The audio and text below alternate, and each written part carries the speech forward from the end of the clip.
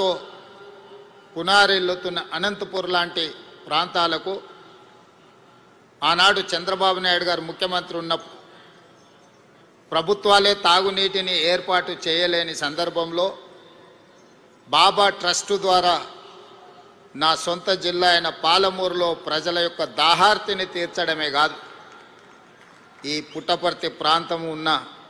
అనంతపూర్ జిల్లాకు కూడా ప్రత్యేకంగా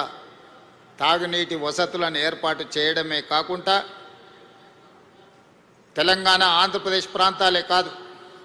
తమిళనాడు కూడా తాగునీటి సమస్యను పరిష్కరించడానికి బాబా తన సేవలను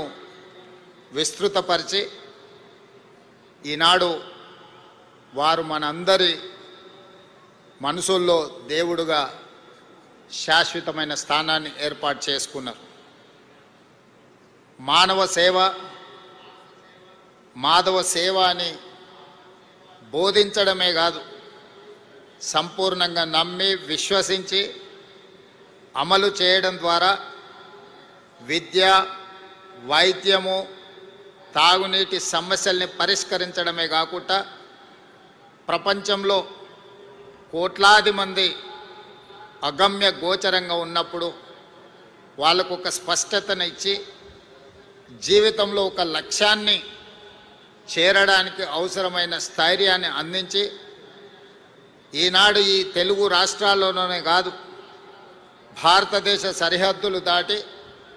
140 దేశాలలో ఈనాడు బాబా గారికి భక్తులు ఉండడమే కాకుండా